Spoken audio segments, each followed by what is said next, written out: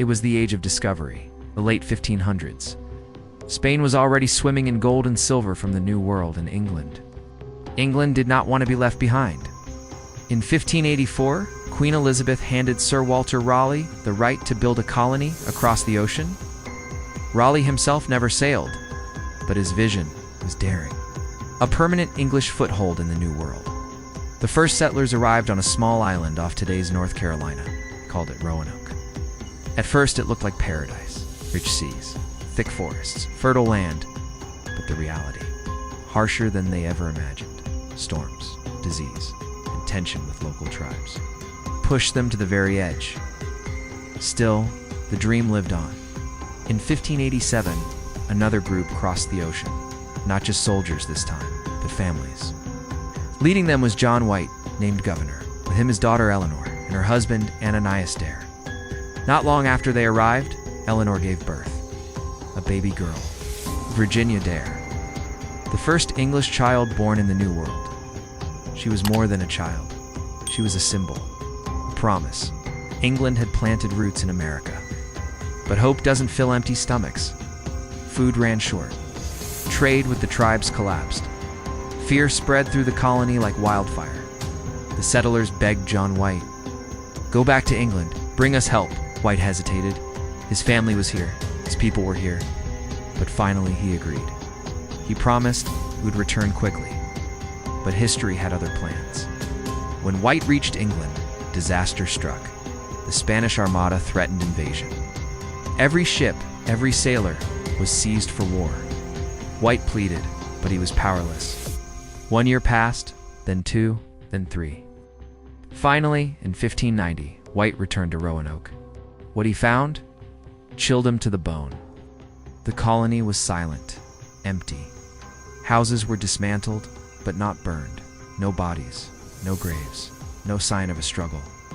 It was as if over 100 men, women, and children had simply vanished into thin air.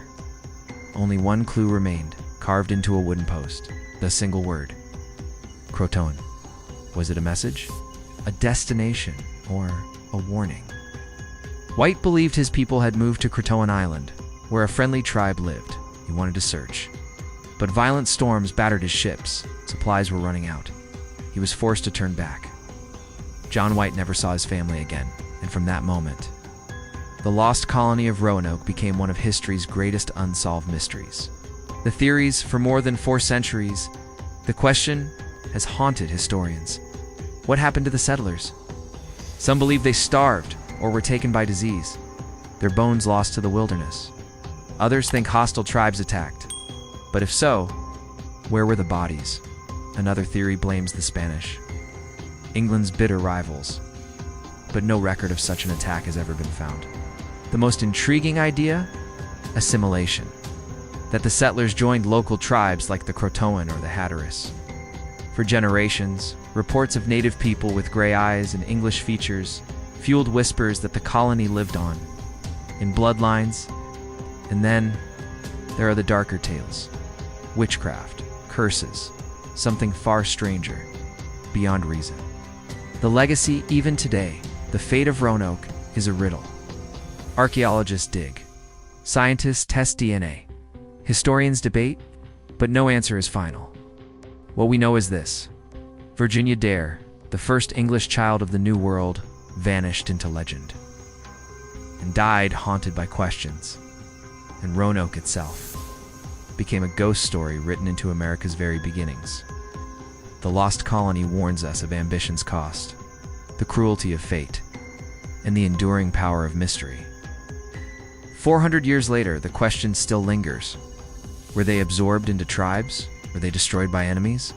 Or did they vanish under circumstances we may never understand?